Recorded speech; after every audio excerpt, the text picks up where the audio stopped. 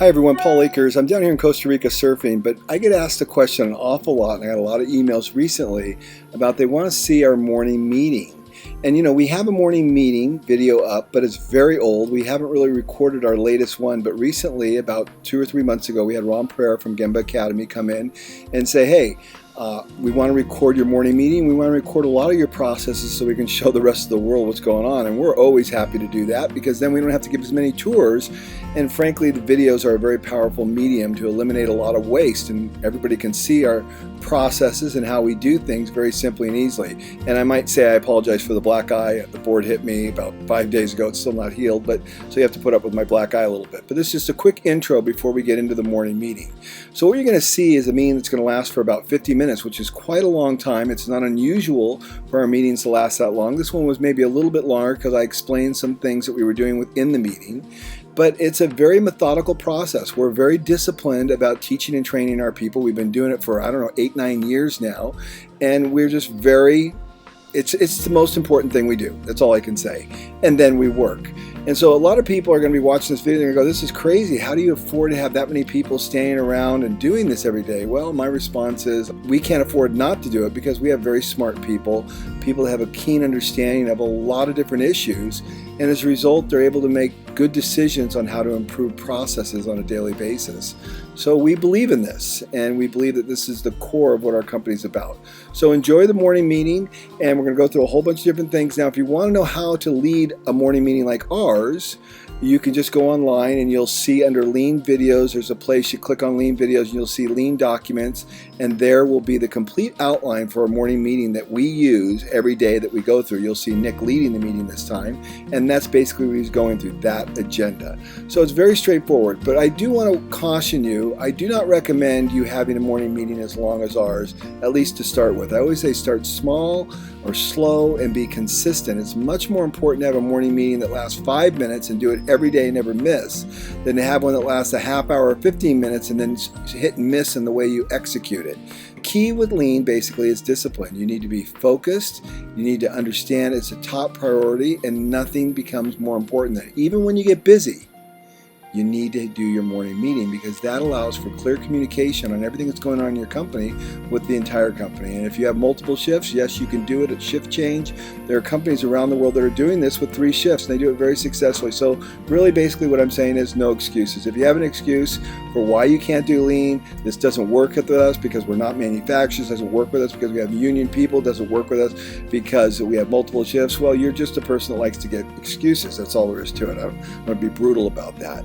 But if you don't make excuses and you find a way, you use your creativity, you continuously improve, you will have a dynamic culture as we do, and you'll have similar results to what we have, which is basically an incredible place to work that's a lot of fun with everybody being engaged. So enjoy our morning meeting. Hopefully you learn a lot. If you have any questions, you can email me directly. I'm happy to answer those for you. Thanks a lot.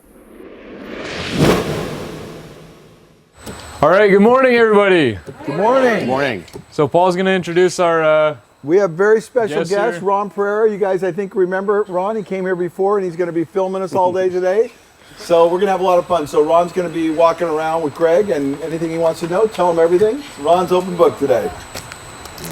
All right. So first things first, sales. You say 31,000? Okay, 31,000 on Friday, 0 mistakes. And I think we closed out July with 1.2 million, which is awesome. Wow. Awesome. Okay, on the dashboard, everything is caught up and we have 0 back orders. So this is like the second or third perfect day. Yeah. So here, let me, I'm just going to do a thing for real quick for our guests so you know what's going on here. So this is what we call our dashboard. And essentially what it does is it Paul. tells us the I've got a mic. Sorry. They've got me mic'd up. Essentially it tells you the status of our company in a snapshot. So our goal is 2 hours fax to truck. So 2 hours from the time you order something from us, it is made, packaged, and shipped and in the truck. So typing is all caught up. We're staying on schedule 2 hours from the time they get the order, the time it's to the shipping department. The shipping department is on track. Production 1, engineering's on track. We had no mistakes today, so we put a 1 there, which is really good. We monitor every mistake we make. We measure our Kanbans. We have tens of thousands of Kanbans throughout the entire facility, and we don't want to miss a single one. One gets put aside because then it interrupts flow. So we're on track on Kanbans. Back orders, we have no back orders out of 700 products. That's really miraculous. What's 2 mean, Paul? Where's 2? Right here. So we have 2 back orders. Oh, okay. Good. And so this has been a very difficult thing for us. It's very hard to have that many products and never be back ordered on a single thing. So this is a big deal here. And we're missing no tools as well. So if one tool is missing from our facility, we basically shut down the whole place. We find the tool. We don't work until we get the tool in place, because if you don't have a tool, you interrupt flow. Everything here is about flow in our company. So that's just our snapshot on how we manage our company on a daily basis. Got it. Hey, very nice. So I'm gonna go on to raving fans here, but as I'm doing that, I'm gonna pass the wood of the day around so everyone can get a look at it. It's a pretty wood. It is. Don't say what it is yet, though. Okay, but look on the back side so you know, because we're training you on identifying woods. So we let you look at it and then you identify the wood, because we're in the wood industry. Everybody here has to know every species of wood and know it very well. Okay, so here's our raving fan. Who talked to this guy? Was this you, John, or? Oh, that was, so this is a company that is a bunch of woodworkers in New England that is associated with fine home building, and they have an annual meeting, and we support them by giving them a gift certificate to our website for all the people that attend the meeting, and this is his comment, so I'll let you read the comment. Okay, so he said, I'm happy to say, Paul, that no matter the donation, I have been happy to recommend FastCap since my first dealings with your company at a JLC live show in Columbus, Ohio, a long time ago. Whether it's another contractor around here or many other forum visitors seeking help or guidance, I find myself often suggesting they take a look at your site. Your products are so varied that people are often of any varied level of interest should be able to find something useful. So thanks for being there and continually coming up with new ideas. That you seem to put the customer first is just the icing on the cake. If there were somebody that wasn't satisfied with the quality and backup warranty you offer, I'd be very surprised. Calvin. Cool. And you know what? I forgot one thing. Ashley's here. Where's Ashley? Ashley, I'm sorry. Ashley's all the way here from the UK, from Climb Easy, along with his family. So Katie will be here maybe tomorrow, and you'll get to see Katie. So welcome, Ashley. Okay, very nice. So has everybody looked at the wood yet? No, obviously not. So I'm just gonna, spoilers for the second half of the group here. It's walnut. So anybody that was able to guess that before looking on the back, how were you able to do it? And don't answer until I give you this microphone. So Ed, how were you able to tell? With the walnut, I was able to tell with the darkness of the wood. The microphone here. Yeah. The darkness of the wood. You're on TV now, Ed, man. The grain and the smoke look of the natural on the wood. That's about all I caught off of it. The different darkness, the grain darkness of the grains. Yeah, it says fine but open grain, moderately coarse texture. What's the difference between the heartwood and the sapwood, Paul, in that? That's a good question. Well, don't ask me. Anybody else know the difference between heartwood and sapwood? Sapwood is softwood. Softwood? No, I meant in the walnut. What is the what's the differences in there? Do you know? Do they look different? We don't really get sapwood in our walnut. Okay. Well, what would be the difference, you think, Ed? The difference what would it look like? In the hardwood would be the tissue inside in the bark itself, the wood itself. You're getting more sap coming out. That's because it's on the outside of the tree. The heartwood's the center of the tree. Sapwood's on the outside. It's generally lighter color too. Okay. All right, very nice. And look at, I think it was important, Nick, it all comes from the Northeast. Oh, wow. Comes from, basically the East Coast. That's where walnut. So we're kind of like with walnut, like China is with the rare earth metals, huh? You got it. There you go. All right, so on to gratefuls. You want to start bringing those up? I said I was grateful for my lawnmower and weed eater to make life a lot easier. Do you like them? Yeah, I love them. Awesome. You didn't do it on Sunday, did you? I did, in Linden. Is that how you cut your hair? On Sunday. Yeah. We're going to tar and feather you, man. I'm grateful for my girl made it here safely and having a good time. Oh, yeah. Nice. How long is she here for? Just a week. Oh, so she's gone already? Yeah.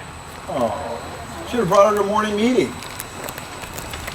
can have that back. Oh, thank you. I am grateful for grandchildren and the joy they bring to my life. You have grandkids? Yeah. You're not old enough for grandkids. That counts too, Boys, they have kids. All right, so I need to interrupt and ask a question. So what is this going on? Oh, okay. I don't know. So this is a really cool thing. So this is our Grateful Box that we learned from a guy named Ben Kenny. He has about 800 employees, and in his morning meeting every morning, they put in about 6 grateful notes, and their goal is to fill this by the end of the year. And so we went and toured their facility and learned it. So Ben was nice enough to give us this. And so we started a grateful thing because we think if you have a grateful attitude, you'll do a lot better in life. Nice. So 6 people talk about what they're grateful for every morning. Love it. It's a new improvement. Here, hold up. Here, come up and say it into the microphone. I'm doing really bad with this. Here you go. I'm grateful for the beautiful outdoors around here and for mosquito repellent. Oh yeah. Nice. I love it.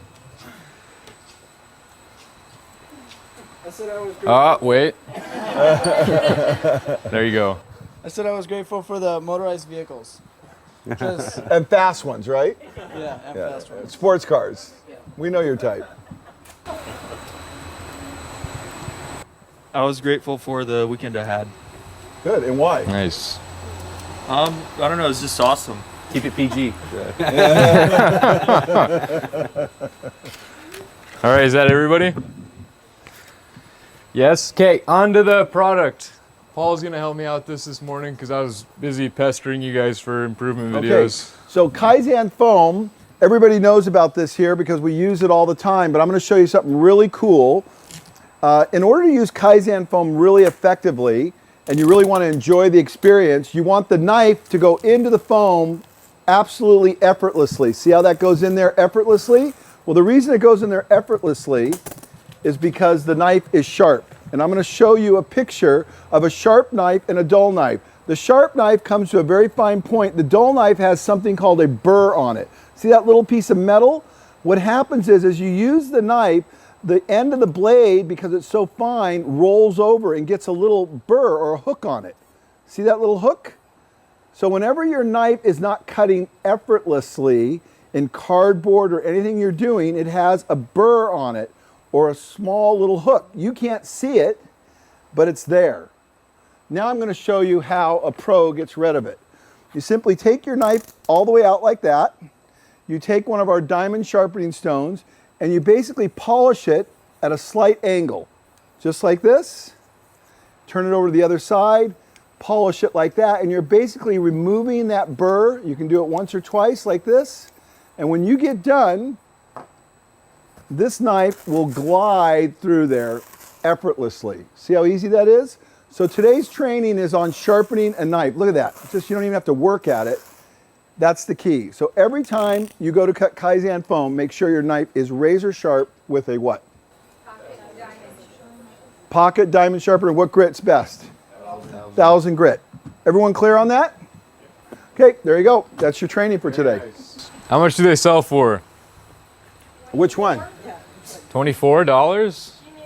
Oh, for the Kaizen knife, yeah. Oh, I thought you meant for the No, for Paul's sharpening services. How much is that now? 270. How much is 2 of them? 550. All right. Okay. Okay, on to improvements. So, does 3 people want to volunteer before I show the 3 awesome videos I shot this morning? All right, I'm going to have to call on you. You guys don't make this easy. Brady! Oh my gosh. I'm calling on him when he comes back. Let's see here. How about Alicia? Hold on. I got to get you this mic. This morning, Michelle and I were finishing up the Power Mag station. We added 18 millimeter Power Mags because we were putting 9/16 in with the 18 millimeter ones. And we added the 18 millimeter caps so that they would match the Power Mags. So I'm here. You want to give that to Callie, actually, because she's getting called on next. Yeah, so in the aisle where there's the labels, I'm going to put like on the racking so they'll be labeled so you'll know which labels are where, because right now it's kind of unclear and people have to ask me where the labels are. So, and then which ones are which, because it doesn't label on the box. And for what product? For the trifolds. Awesome. Very nice. Why don't you hand that to Lucas? Lucas, we haven't heard from you in a while. All right, What are you up so to? I noticed that there's no label for the paper towels in the bathroom, so I'm putting a label on the paper towel rack and saying to restock it if it's low. Awesome. Nice. Just Good that, job. just the whole shelf up there, you mean? Yeah. Okay, awesome. Good. Very nice. Okay, so now we have a bunch of videos here. Okay, I shot some of these vertically. I apologize. Oh, we don't allow It that, doesn't. It man. doesn't register until you're going back and watching them on the computer. Oh, torture. So, yeah, I'm sorry, guys. Vertical videos? This is a horizontal one, so.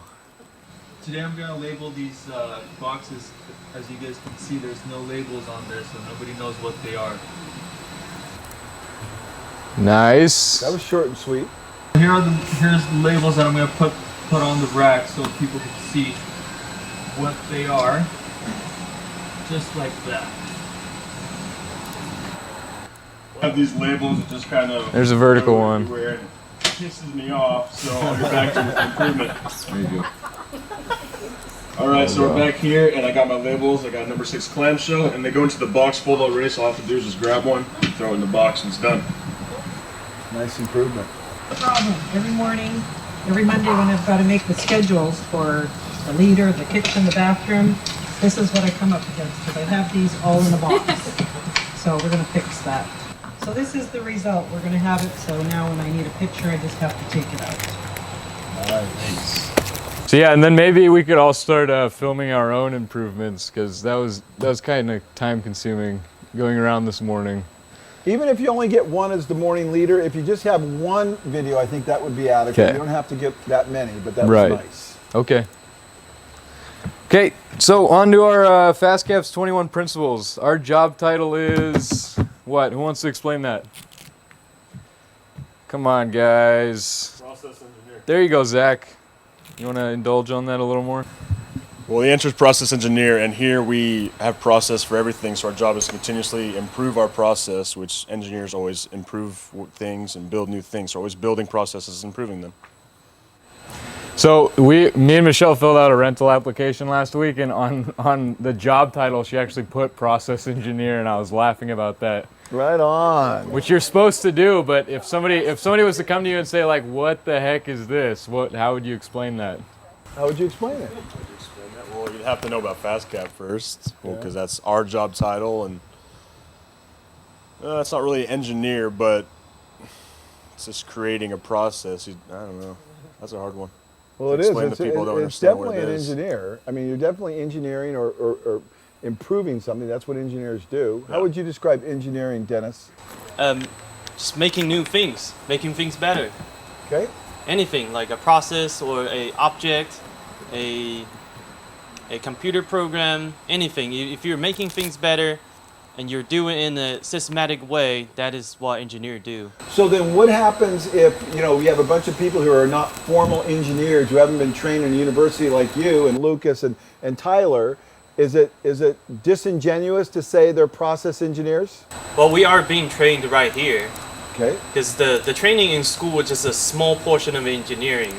I think the real training comes from the experience and how you approach the things you're engineering and like the things you're working on. It's all about how you get trained on your own experience. It's not all about the school education. Excellent answer. Wow, very cool. I got one of my favorite stories about this whole thing is Paul Singh. So everyone remembers Paul Singh for the most part. He worked here. And Paul was kind of like, for those of you who don't know him, a bodybuilder, kind of, a tough guy, right? And he's coming back from Canada, and he's in an Audi with 4 other people from FastCap, and he pulls through the border stop, and the border agent's man rolled down the window and said, "What's your job title?" And they all worked at FastCap, and they all said process engineers, and they said, "Go ahead." And they're all a bunch of young kids. Don't you think that's funny? As soon as they said process engineer, these are respectable people, go.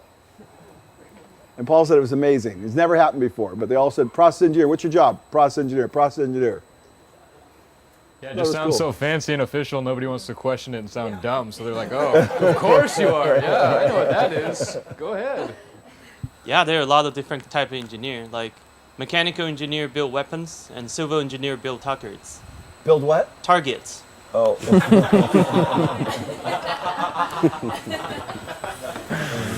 Let's just take a second to appreciate the depth of that joke. That was a good one. All right. 8 deadly sins of waste. You're all red, so I can call on any of you. So does anybody want to volunteer? I'll do it. Nice. Tyler. Bob Barker. Come on down. So to start it off, we overproduce and we transport it here, and we put that into inventory, which hides defects, and we have to rework it, which is overprocessing, which wastes motion, as well as our customers' time as they're waiting for us, and we're losing employee potential at the same time. Very nice. Incredible job. Don't forget Great to spay job. and neuter your pets. And the cool thing is Tyler's been with it. How long have you been here, Tyler? 3 weeks. I think it's my 3rd week. 3rd week. Not bad for knowing the 8 wastes, and no acronym, Ron, either. Yeah. You know, we don't use acronyms here. Tim would. He doesn't live here. Yeah. All right. So this was an email we got. And can I give you a little background on this? Yeah, please do. So when I was speaking up in Canada a while back, I met this man named Bruce Ennens. He was sitting at the front table with a bunch of the people that he was responsible for training at a large company in Canada. And Bruce was different than most lean consultants because he was very happy, very, just super engaged about everything. And all the people at the table that he was responsible for from this big company were all really happy and engaged. I was like, wow, you guys are totally different. He says, we love lean. We love it because it makes our life better. And I was going, wow, you're incredible. So Bruce and I struck up a friendship. Bruce has come here on a tour, right? I didn't know a lot about Bruce, but he has the most amazing story. His son is in the NHL, and it is awesome. And you're going to see the story of his son right now, how he became a great player in the NHL, and he was the least expected person to come there. So here we go. It's just a powerful story of continuous improvement. For Tyler Ennis, this is where it all began. His And family. don't do it full speed. Don't do it full normal speed? Okay. Yeah, it's too powerful a story to interrupt it. Edmonton basement. That's pretty much where I spent my whole childhood. When you go back to Edmonton now, do you still go down there? Oh yeah, that's one of the first places I go. Tyler spent hundreds, if not thousands of hours here. He shot hundreds of pucks every single day. There's probably 8 inches of plywood and particle board behind here. As he got older, he destroyed more and more. Our boys had a radar gun so they could practice their shooting pucks and throwing baseballs. The ducting and the piping in our house is pretty destroyed. These are all the pucks. There's a puck up there. Every time I walk around the basement with a ladder, I shake the ductwork and pucks fall down. I used to cut hair down here, and I didn't mind if they were playing or whatever. One time I was down there shooting and missed a little bit, went off the wall and smoked her in the face. I just got smacked in the side of the head. She just blew up her face, had to get root canals. 4 root canals all across here. And he felt so bad. I'm so sorry, I'm so sorry. So I wasn't allowed to shoot at that one end for a little. Tyler's a gentlemanly hockey player, but he's injured his mom more than anyone else. So. Yeah. Kind of a neat little tradition that started was everyone that ever played hockey in this basement wrote their names on the wall. Jared Spurgeon, who plays with the Minnesota Wild. Theo Peckham was down here playing hockey. Ennis developed great skill downstairs, but battled external doubt because of his size. One minor hockey team didn't even look at him in person. Over the phone, the team cut him. When they got his information, they asked his birth date and which way he shot a puck, but then when they asked for his height and weight, after I told them what his size was, they said, come on down and we'll sign his release. So he got cut from his second team just by the tape measure and the bathroom scale. I was a little depressed and stuff and was thinking, am I going to make it? And my dad and my mom were like, you're a great player, just stick to it. Undrafted in the Western Hockey League, he impressed the Medicine Hat Tigers as a 15-year-old in training camp and made the team 1 year later. He loved it there, and that's when things started to change. This is Tyler's bedroom, and we put this on the wall for him. He wanted dream big. He made Canada's under-18 team and Canada's junior team, and they won gold, and so dream big worked. So Tyler, when was the first time you thought, I can play in the NHL? At the under-17s, I made the all-star team. I was like, wow, I made this 5-team all-star team with Tavares, so that's pretty cool. Ennis wasn't certain he should attend the 2008 draft because there was no guarantee he'd be a first rounder. On the advice of his parents and agent, he went and was rewarded with a 26th overall selection. Now he's repaying the Sabres, a critical figure in this late season charge. Tyler Ennis gives Buffalo a 2-goal lead. So now that you're here, do you allow yourself to say, I've made it, I'm an NHLer? I think once you say, okay, like, you know, I'm happy with what I've done, that's when you get worse, and that's when you're finished. So now it's kind of like, okay, I'm here. I want to do something special. So I'll tell you a story that Bruce told me. I know, he didn't say anything. The humblest guy. Tyler just came back and walked into his parents' house in the office and signed a $24 million contract with his parents. Unbelievable. Yeah, the last thing you said there is, I think when you get content with where you're at, you start getting worse. That's the whole resting on your laurels thing. That's a very powerful. A lot of people get famous or they become very successful, and then they slack off for even just a little bit, and they end up worse than they were before. Okay, so we're gonna watch this Gemba video. Do you want to just watch the whole thing, Paul, or? Yeah, well, let's watch at least half of it. Okay. Let's start with it. Hey there, my name is Ron Pereira, and what we're going to do in this video is I'm going to kind of redo a simulation that I first did back in around 2008. And this first simulation was actually the first video that I ever made in my life. I was actually sitting at my kitchen table. It was about 1 a.m.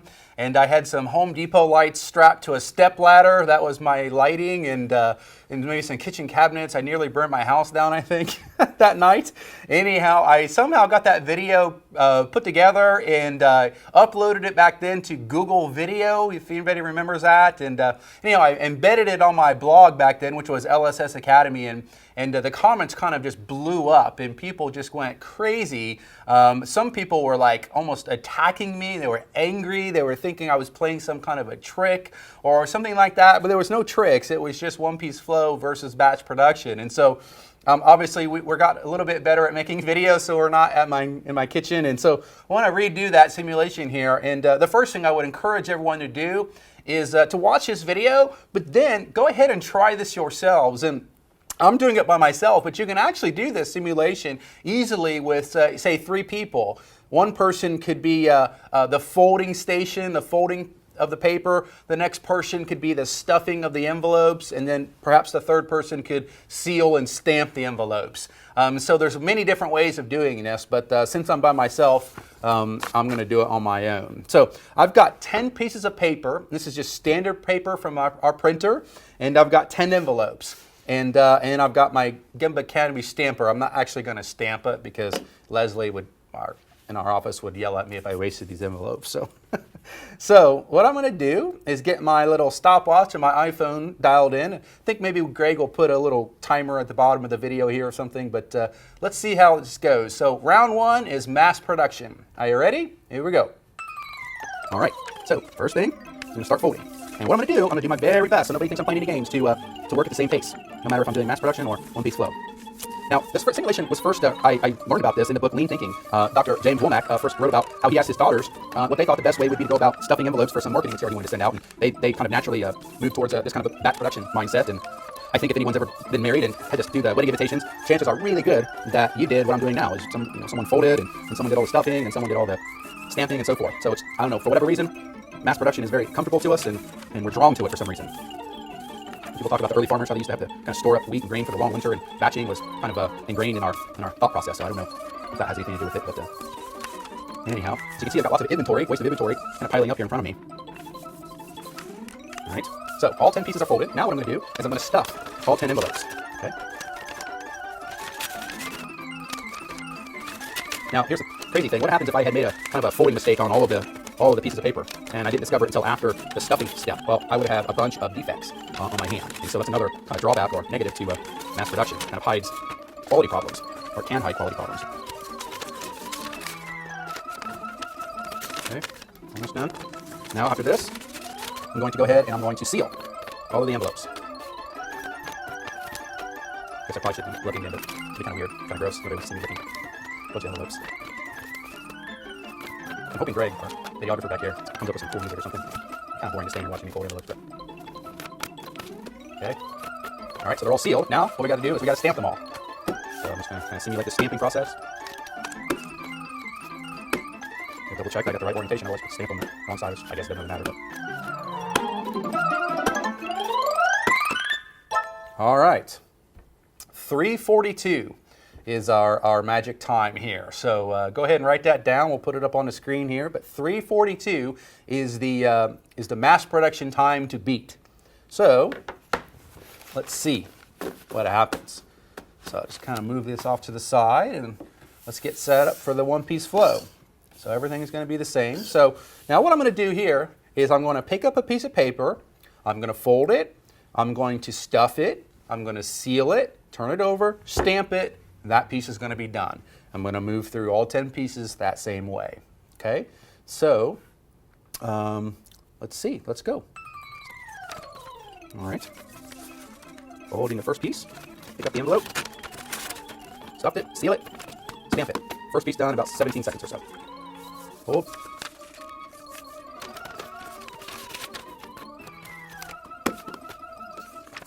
Okay. Now, there are, as we've mentioned in several Gimbal Academy videos, prerequisites to one-piece flow. You've got to have a stable process. If you are producing tons of defects, one-piece flow is going to be very challenging. I mean, the good thing is you'll immediately identify those issues and kind of be forced to deal with them, so that can be a good thing, but it can be uncomfortable and painful if you don't have stable processes. Okay. I was telling Greg with some music, I was thinking like Motley Crue would be kind of cool. Whoop, gotta pay attention, seal it. For the music for this video, and Greg probably won't do that, but wish I knew some jokes. I'm doing any jokes. Actually, I know one joke. I'm gonna tell a joke while I'm doing one-piece flow just to prove how awesome it is. So, a horse. He walks into the bar. The bartender looks at the horse. He says, "Why the long face?" Get it? The long face? Oh gosh, I'm like laughing myself. Greg's laughing in the back. At least it's one other person. My first edition was just me in my kitchen. I was praying my kids in the phone. Almost done. Last one. Whoop. Okay. All right, 256. So we went from, what was it, Greg? We had 342 to 256. So it's quite an improvement. And what I would really encourage you to do with your teams is to watch this together and then do the simulation yourself. Do it by yourself, do it with a team of 3 people, something like that. And then brainstorm why you think the one-piece flow was faster. And it always will be faster. And I'll give you a little hint. When you look at the one-piece flow methodology, that first piece of paper that I'm folding, well, I never set it down. Whereas in a batch production, I folded that first piece of paper, sat it down, then it sat in this big pile, and then eventually I picked that paper up again, and then I stuffed it, and I sat it back down. Eventually, I came back around to it, I picked that piece of paper up again in the envelope. This time I sealed it, and then I sat it down, and then finally, after the other ones were done, I picked that piece paper up again in the envelope and stamped it. And so what we're doing is just all this touching of that same piece of paper.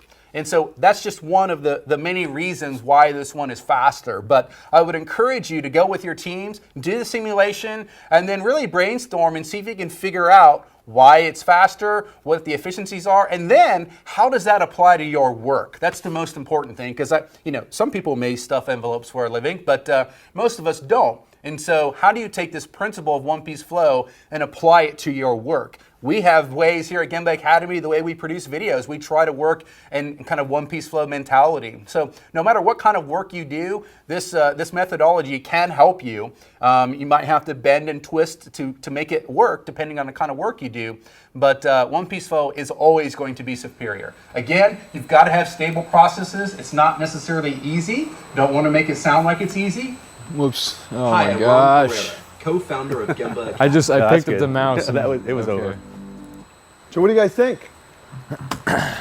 Why? It shows how one-piece flow makes it work easier. It makes it, you don't have to drop the product, you don't have to waste motion, you get the process done, you don't have to touch it many times, you don't have to waste as much time. Michelle, for you, that you're new here, what did you think? Is that kind of shocking to see that it would make that big a difference? Kind of, just because I used to waitress before, so everything I did was kind of mass production because I was trying to get ready for my lunch rushes. But it is a lot faster, and even like the 3 weeks that I've been here, I've noticed it myself. So. Awesome. Very cool. You know, what I think of, Michelle, when I go to a restaurant, I always I ask the waitress for something, and then they're going off and they're doing 10 different things instead of just getting it done. I say, can I have some water? And then 7 minutes later, they come back with the water. Well, I'm at that point, I'm on the floor dying of dehydration, right? Instead of just getting it done. And then she says she forgot and he forgot, and I'm going, one-piece flow. Yeah. You know, it's so simple. Well, Michelle never forgot when she was a waitress. Right. It's crazy how many Just times kidding. they do forget, though. Well, I kept thinking while I was watching the video, there was so much non-value added activity. That's all I kept seeing is the transporting, there's no value in that, so. Awesome. That's Good observation. Anybody else have any more comments? I do. Yeah. One-piece flow is the way to go. You got it, man. Ashley, what do you think? We've had the similar video for my guys in one of the morning meetings, and it's great when you can see it in such a simple way. So you can demonstrate to them. You can explain things to people when you're talking to them, but when you can show them visually, it makes a big difference. And what we've done is we've drawn out all the processes on one board in our factory just for the production of one of the items. And then something like this demonstrates every time something's sat. So we cut steel, and then it's sat waiting for the next guy to pick it up before they move it. So because they can see it a lot more visually, people are starting to look at things differently within the factory, and things aren't sitting for as long now. We've got more mobile carts and things in there. So it's just showing a video like that made a big change within 1 week. The number one thing for me about that video is that Ron is relaxed on the second simulation as well as in the first one, but he didn't say, I'm going to work really fast to beat the time. He just casually went about his work. And I think the important thing about lean is we're trying to make work easy here. We're not trying to make it hard. We're not trying to work you to the bone. We want it to be easy and efficient. And you'll get there if you understand one-piece flow. I wanted to try this thing. This is awesome. Should try it rap style. Yo. Well, I think the most important thing that Ron pointed out was, as a process engineer, one of the tools that you need to have in your arsenal is how many times you touch something. Mm-hmm. So that's something that we do here when we're building a part.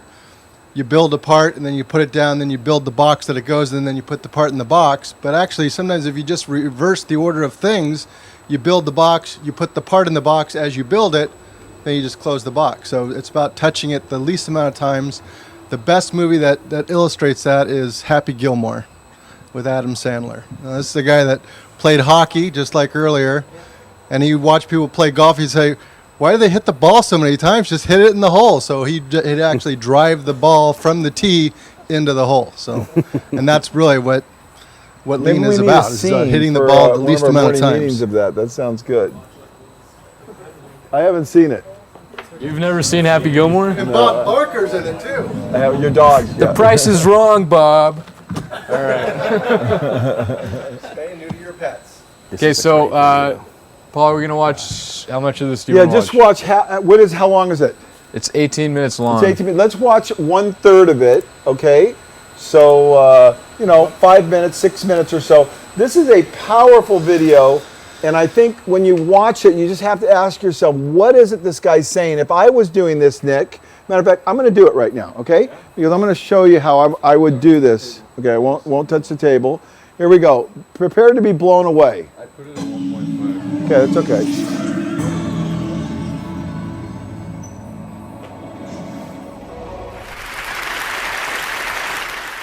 How do you explain when things don't go as we assume? Or better, how do you explain when others are able to achieve things that seem to defy all of the assumptions, for example? Okay, so what's the example of something where someone achieves something to defy all the assumptions? 4-minute mile. 4-minute mile? Okay, what else? We just saw it today. The hockey player. He's a little tiny guy, right? And he goes to the NHL and signs a $24 million contract. Come on.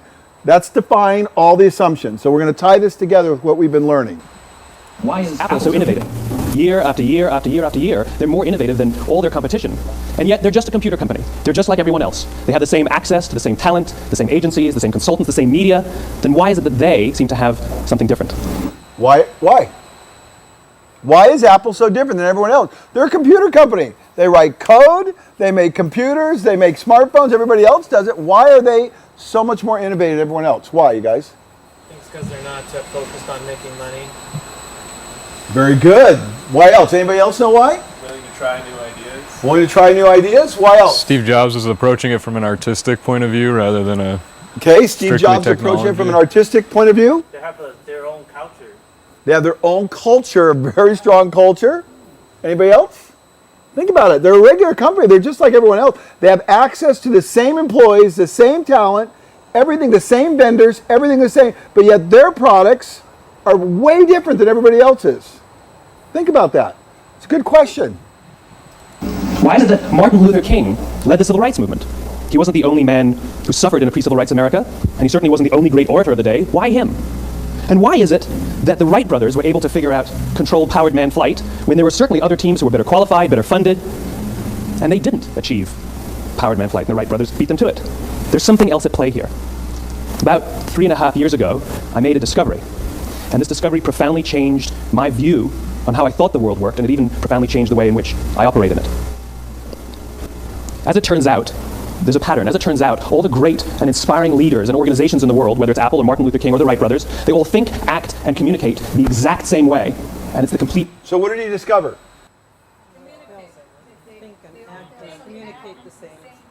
They all act, think the same way, and there is a pattern. There's a pattern. There is a sense of urgency, Callie. Very good.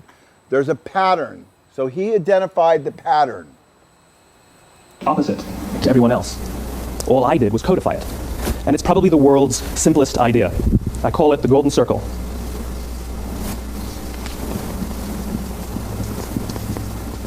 Why, how, what? This little idea explains why some organizations and some leaders are able to inspire where others aren't. Let me define the terms really quickly. Every single person, every single organization on the planet knows what they do, 100%. Some know how they do it, whether you call it your differentiating value proposition or your proprietary process or your USP. But very, very few people or organizations know why they do what they do. And by why, I don't mean to make a profit. That's a result. It's always a result. By why, I mean what's your purpose? What's your cause? What's your belief? Why does your organization exist? Why do you get out of bed in the morning? And why should anyone care? Why do we exist? To improve? Why do we exist? People. To grow people. Okay? So we know why we exist. We're here not to make money. We make money, but we're here to grow people. And in the process of growing people, we make more money than most companies would ever dream of for a company our size. Well, as a result, the way we think, the way we act, the way we communicate is from the outside in. It's obvious. We go from the clearest thing to the fuzziest thing. But the inspired leaders and the inspired organizations, regardless of their size, regardless of their industry, all think, act, and communicate from the inside out. Let me give you an example. I use Apple because they're easy to understand and everybody gets it. How do inspired leaders act? Inside out. Inside out. What does that mean? Andre, start with the what? The why. Start with the why.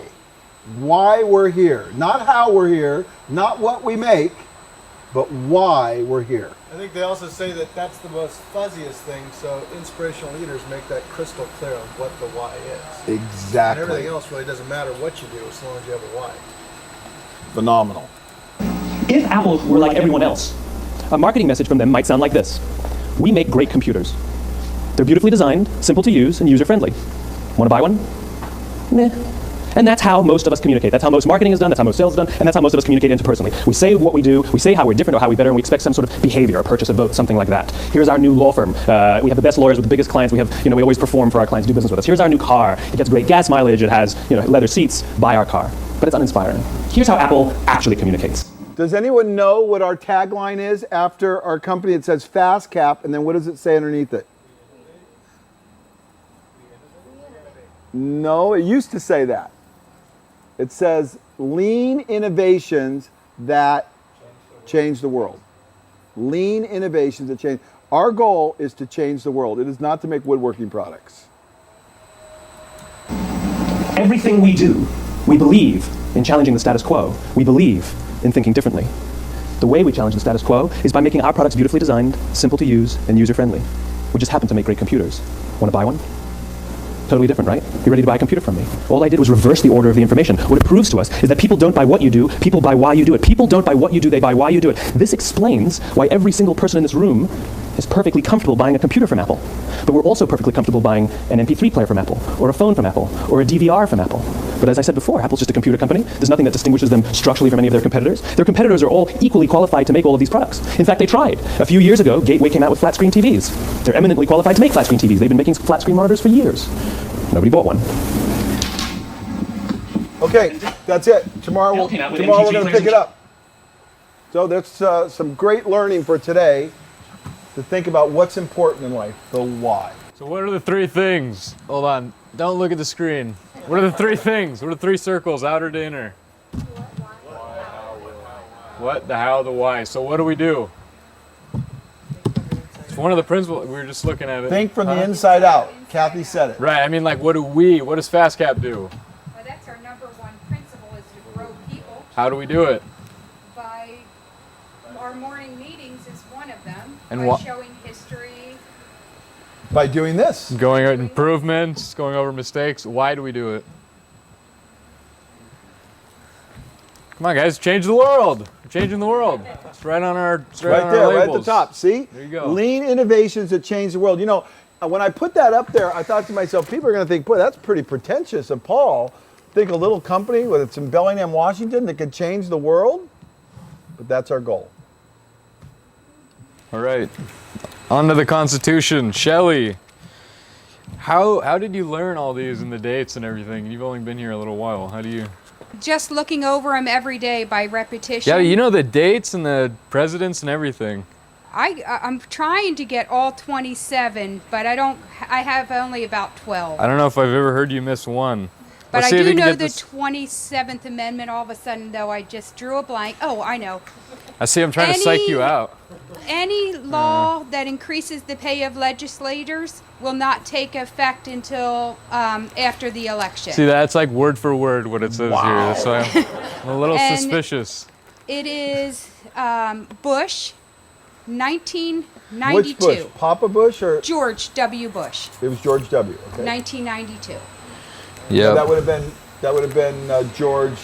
Senior. That's Walker. not George W. That's Oh, George Walker. H. Herbert. Oh, George So H. it's his father, George H. was president in the 90s. Okay. And it's okay. And George Jr. or Herbert W. Excuse me, was from 2001 till 2008. All right. 2009. On to stretching. Put your hands up. Good job, Shelley. Yeah.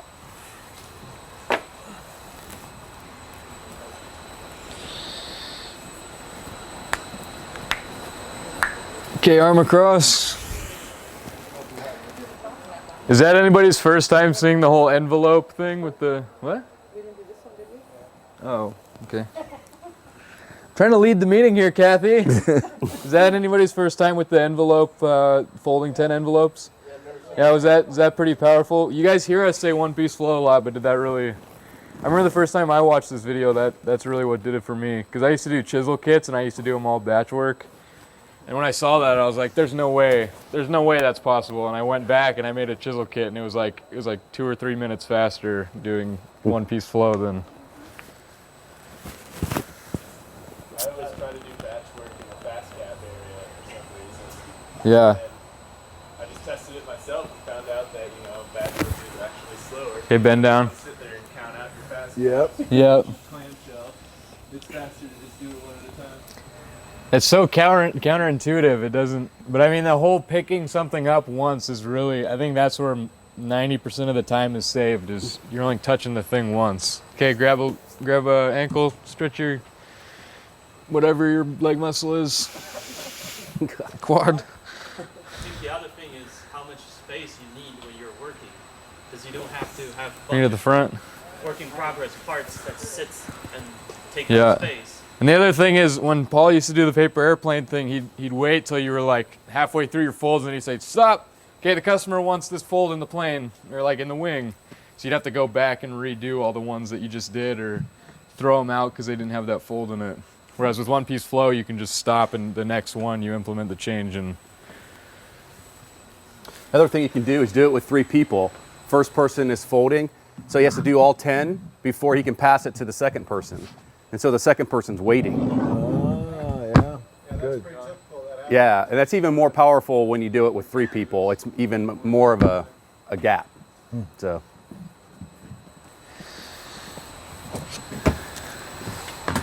Okay.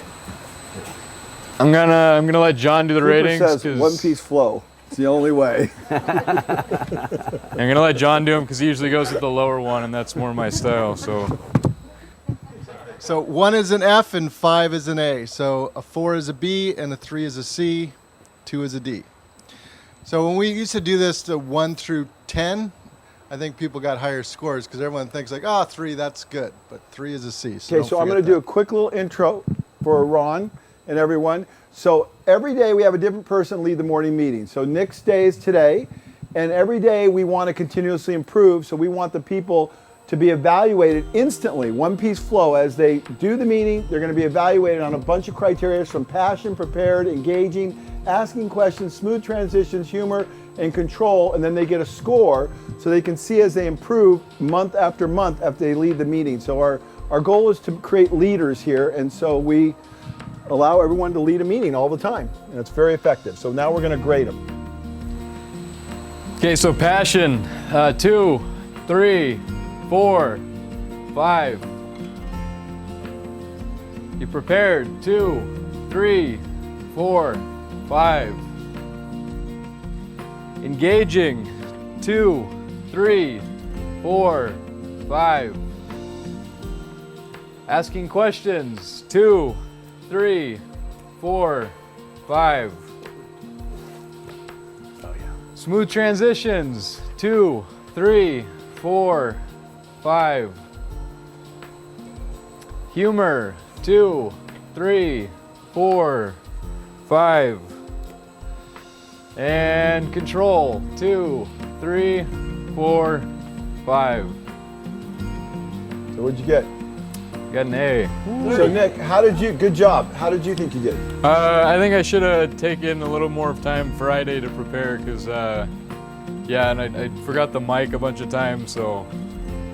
I think it was an A performance, and I think that you had a lot of pressure on you because we're filming this morning, but I think given the constraint of the pressure, I think you did a very good job. It could have been improved, yeah. but he did a very good job. I'm just happy I didn't let Michelle do her first meeting this morning. So. And so is Michelle happy, right? Tomorrow with the 60 people, you're going to do it, Michelle, okay? Oh, I just failed. Nice job.